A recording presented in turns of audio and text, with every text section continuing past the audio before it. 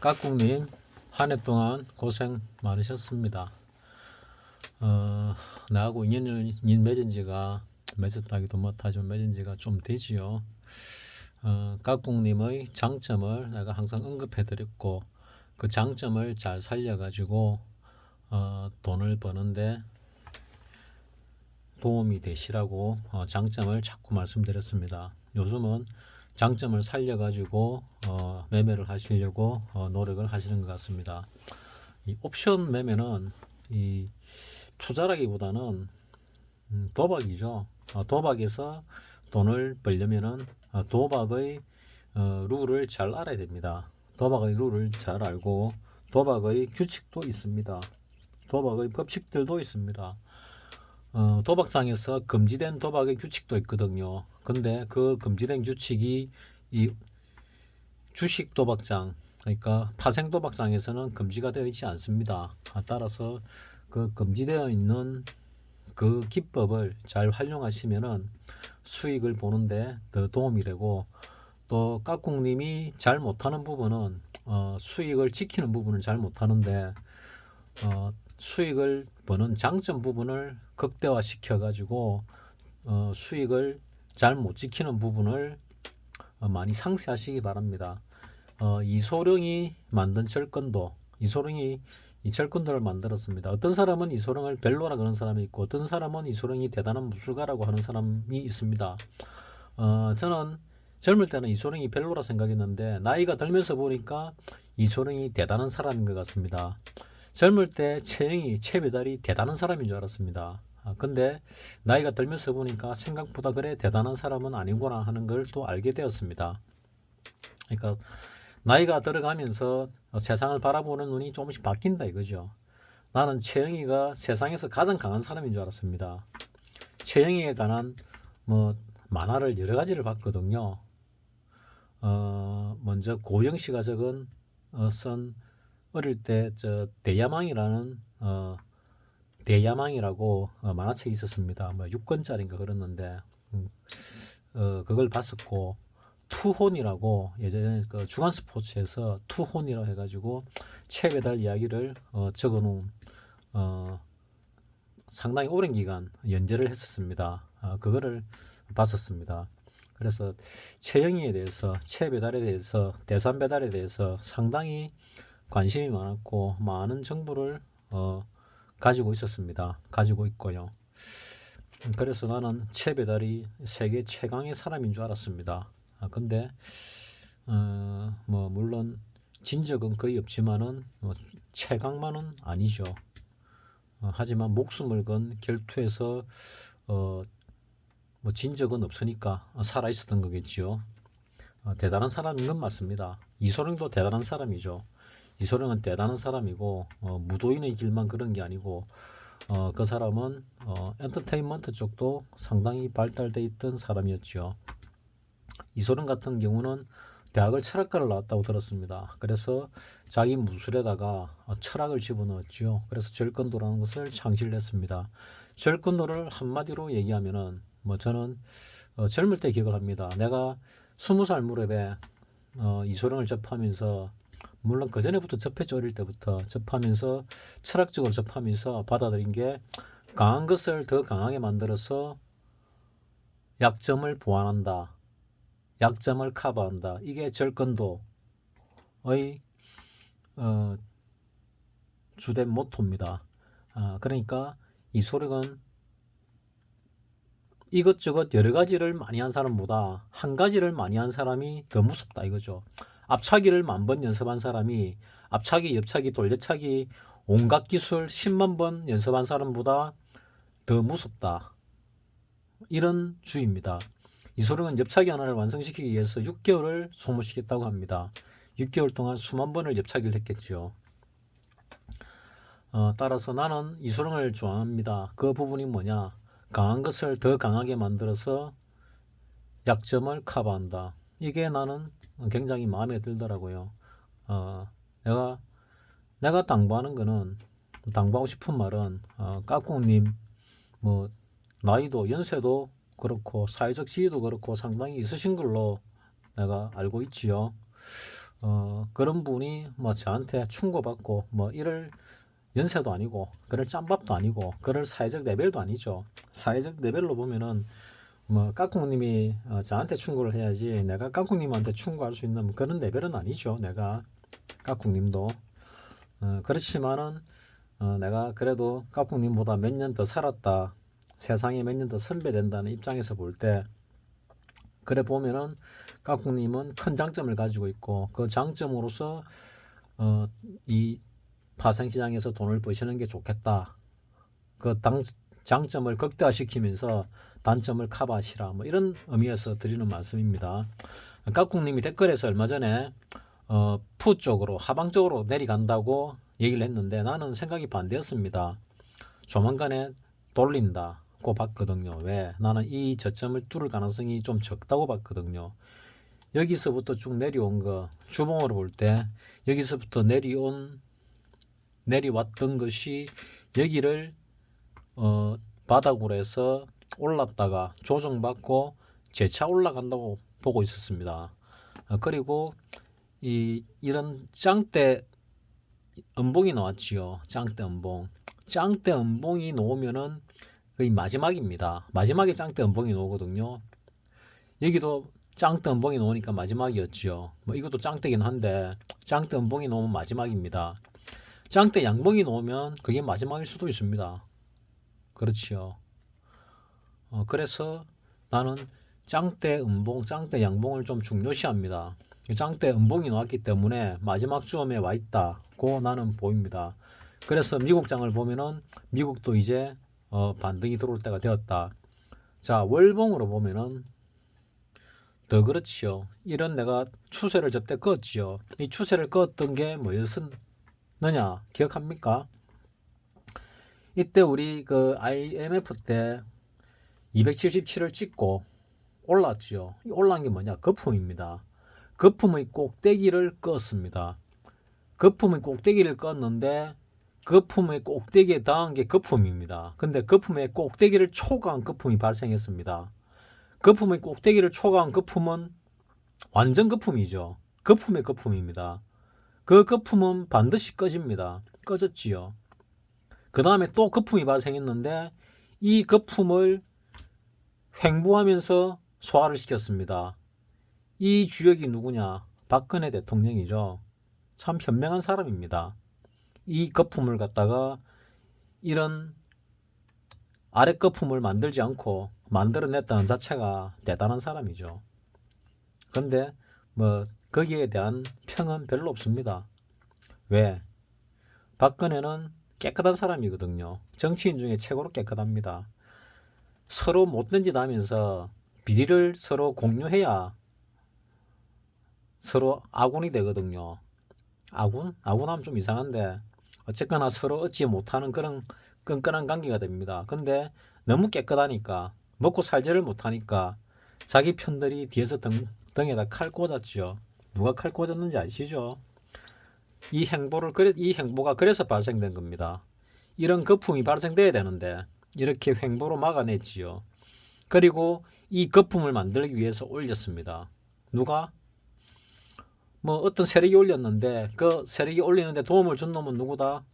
다 아시죠? 문재인이가 도움을 줬습니다. 이 거품의 꼭대기만큼 올랐지요. 올렸다가 뺐습니다. 거품이 심하게 아래쪽으로 생기니까 위로 그 크기와 비슷하게 거품이 발생됐지요. 그리고 다시 내려왔습니다. 자, 거품의 하단에 거의 왔습니다. 그래서 반등이 된 겁니다. 이 거품을 뚫고 올라가서 거품의 하단을 뚫고 이만큼 내려올 거냐 아니면 이 정도에서 정지가 될 거냐 그거는 잘 모르겠습니다. 그거는 여기서 더 내리고 말고는 이제 메이저의 의도에 달려 있다 고 생각을 합니다. 의도적으로 아직 좀 무겁다. 그래서 개인들을 좀 더 틀어야 되겠다. 아니면 개인과 비스무리한 기타 법인들을 좀 더 틀어야 되겠다. 아니면은 기관들도 좀 별 볼이 없는 기관들을 좀 털어내야 되겠다 싶으면 더 뺄 수도 있습니다. 그거는 메이저 세력의 마음입니다. 그 마음까지는 일지를 못하겠습니다. 그래서 뺄 수도 있고 아닐 수도 있다. 근데 지금 당장은 조금 올라가지 않을까 하고 기대를 하는데, 월봉상에 짱대 음봉이 나왔잖아요. 보통 짱대 음봉이 시작되면은 이 짱대 음봉이 또 뭐냐? 하락 장악형이죠. 하락 장악형이 나왔습니다. 짱대 음봉이 놓으면은, 내리다가 짱대 음봉이 놓으면은 그게 마지막일 가능성이 많습니다. 여기서도 쭉 내리다가 짱대 음봉이 나왔죠. 짱대 음봉이 놓으니까 마지막이었죠. 반등이 나왔습니다. 반등이 절반이 넘는 큰 반등이 나왔죠. 0.618 이상 반등이 나왔습니다. 반등이 나오고 재차 하락을 했죠. 올랐다 내렸다 하면서 하락을 할 때 짱대 음봉이 또 나왔죠. 짱대 음봉이 하락하다가 놓으면은 그게 이제 마지막인 경우가 많습니다. 짱대 음봉이 나오니까 마지막이 되었죠. 그리고 짱대 양봉이 나왔습니다. 처음으로 짱대 양봉이 나오면은 그 짱대 양봉 하나로 끝이 나는 경우가 없습니다. 그러니까 올라갔지요. 그리고 음봉이 나왔지요. 그리고 다시 짱대 양봉이 나왔습니다. 짱대 양봉이 초기에 놓으면 하나로 끝나는 경우가 없습니다. 거의. 그래서 다시 양봉이 나왔죠. 그리고 음봉이 나오면서 하락 장악형이 나왔습니다. 하락 장악형이 나오면 좀 위험하거든요. 그리고 이 하락 장악형이 뭐 나름대로는 좀 뭐 길다 해야 되나? 어쨌거나 그 다음에도 좀 긴 음봉이 나왔습니다. 짱대 음봉이 나오니까 이거 하나로 끝이 안 나고 쭉쭉쭉 빠집니다. 그리고 양봉이 나오고 다시 짱대 음봉이 나왔죠. 짱대 음봉은 하나로 끝이 안 납니다. 그래서 다시 더 빠졌습니다. 그래서 요쯤에서 이제 끝이 나는가 싶었습니다. 짱대 음봉이 나와서. 근데 올렸다가 다시 짱대 음봉을 한 번 더 냈습니다. 한 번 더 냈거든요. 이런 경우는 참 드문 경우인데 어쨌거나 이런 경우가 나왔습니다. 이런 경우가 나왔기 때문에 굉장히 이제 읽어내기가 힘들어진 겁니다. 읽어내기가. 이렇게 짱대 음봉이 나오고 짱대 음봉을 돌파했습니다. 돌파해서 다시 짱대 음봉이 나왔는데 음봉이 하락 장악형입니다. 이거를 이 저점을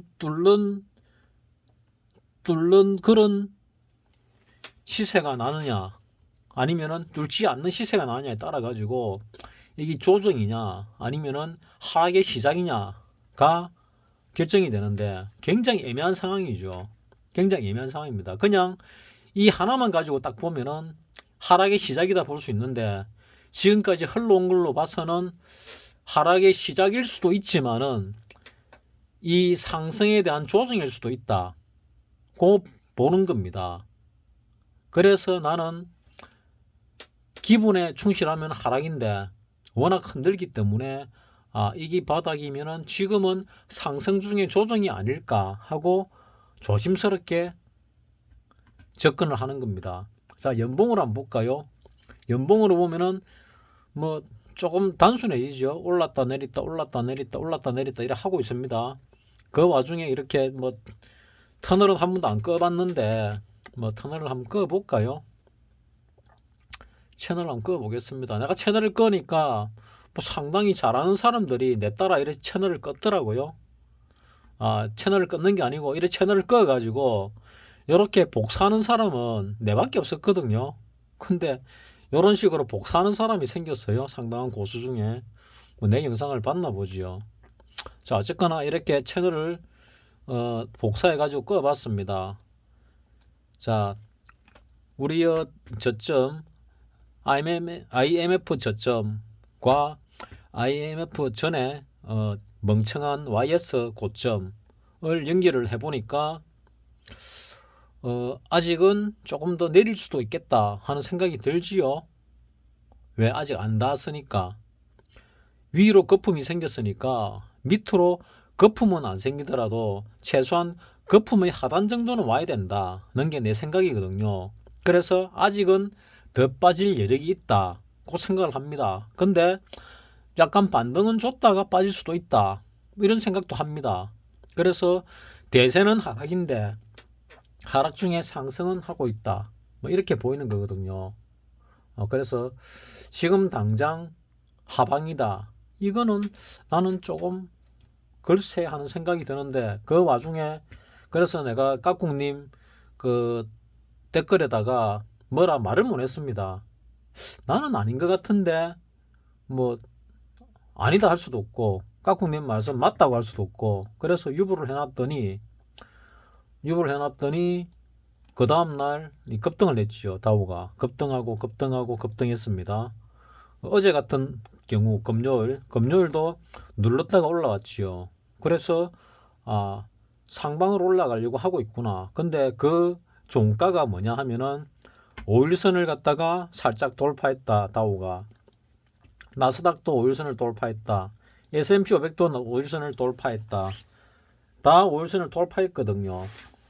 거다가 필라델피아 반도체도 보시게 되면은 어디 갔냐 이거. 목요일날 5일선 돌파하고 조금 내렸지만은 금요일도 5일선 돌파했거든요. 그래서 이제 상승을 하려고 꿈틀거린다. 이렇게 보이는 겁니다. 이 상승이 여기서 올라갔던 부분에 대해서 조정받고 상승인지, 아니면은 내가 생각하는 1파, 2파, 3파, 4파, 그 다음에 5파의 상승이 되는 건지는 잘 모르겠습니다. 좀 지나봐야 하는데 나는 5파의 상승이 아닐까 하는 생각을 좀 심하게 하고 있습니다. 근데 그 5파가 어디까지 갈 거냐? 뭐 쌍봉 정도 갈 수도 있고 요 고점 전까지 갈 수도 있습니다. 이 고점을 넘기는 쉽지가 않을 것이다 생각을 하는데, 조금 강한 상승이 있을 수 있다고 생각을 합니다. 강한 상승이라는 것은 이 고점을 넘어서는 상승이 나올 것이다 하고 제가 전에부터 얘기를 했죠. 뭐 그대로입니다. 그리고 나서 밑으로 떨어질 수 있다 하는 생각을 할 수 있습니다. 그때 떨어지는 건 조정이죠.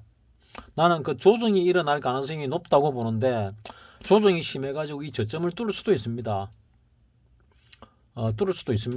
그 뚫게 되면은 결국 어떻게 되느냐? 여기서 올랐고 하락 A가 끝이 나고 하락 B가 일어나고 하락 C가 되면서 끝이 난다. 그 하락 C는 플랫 파동으로 나올 가능성이 크다. 시그재그 파동으로 나올 가능성, 또는 등비 하락으로 나올 가능성은 적다. 이 하락에 대한 반등에서 등비 하락이 되면 이 저점을 깨게 되거든요. 그럴 가능성이 많은 듯이 많은 뉴스와 유튜브에서 얘기하는데, 글쎄요, 나는 그렇게까지 안 봅니다. 지금은 산업이 변하고 있거든요. 그 산업은 효율이 대단히 높아지는 산업으로 변하고 있습니다. 효율이 대단히 높아지는 산업. 자, 농업사회에서 공업사회로 변하면서 효율이 10배, 100배 높아졌지요. 그리고 지금 산업도 IT 혁명이 일어나고 이래가지고 상당히 이 효율적인 그런 산업으로 바뀌었는데, 이 산업이 더더욱 효율적인 산업으로 바뀌는 그런 단계에 있다고 봅니다. 거의 머지않았습니다. 머지않았다고 저는 봅니다. 빠르면 5년 안에 끝이 나고 가시화될 거고, 늦어도 10년 안에 가시화될 거라 생각을 합니다. 그러면 우리나라의 통일도 머지않았다 생각합니다. 우리나라의 통일도. 그래서 우리나라는 상당히 강한 대한민국이 될 것이다. 상당히 잘 사는 대한민국이 될 것이다. 오히려 우리나라에서 이민을 가는 것이 아니고 앞으로 다른 나라에서 우리나라로 이민이 들어오는 그런 세상이 될 것이다. 그러면은 원래 우리나라에 있던 원주민들이 오히려 못 살게 되는 그런 세상이 될 수도 있을 것이다. 이런 생각을 합니다. 그래서 도태되는 원주민이 되지 않기 위해서 우리는 상당한 노력을 해야 된다. 이런 생각을 합니다. 원래 아메리카 대륙에 아메리카 인디안들이, 수많은 인디안들이 살고 있었는데, 그 아메리카 인디안들이 도태가 되면서 지금은 보호종족이 되었죠. 한 1,500만 명 정도 남아있다고 들었는데 지금은 더 줄었는지 모르겠습니다. 그래서 보호종족이 되었습니다. 원래 거기에 살던 원주민입니다. 대한민국도 5천만이 넘는 남북한 합쳐서 7, 8천만의 인구가 있는데 이 인구가 많이 줄어들 수도 있습니다. 물론 땅덩이는 커지겠지요. 땅덩이가 커지면서 우리나라 원주민의 인구가 줄어들 수 있을 겁니다.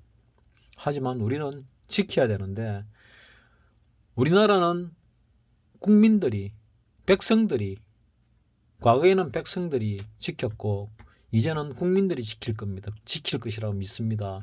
정치인들이 대한민국을, 우리 조국을 지킨 적이 없습니다. 우리 민족을 지킨 적이 없습니다. 항상 이름 없는 서민들이, 이름 없는 천민들이, 이름 없는 평민들이 대한민국을 지켰거든요. 이번에도 그럴 거라 생각합니다.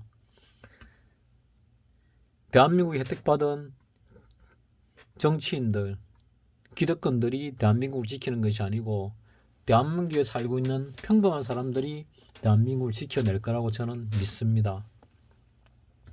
깍꿍님도 그런 분 중에 한 분이 되었으면 좋겠습니다. 저도 그런 사람 중에 한 명이 되겠습니다. 그래서 깍꿍님을 위한 영상을 따로 만들어 드리는 겁니다.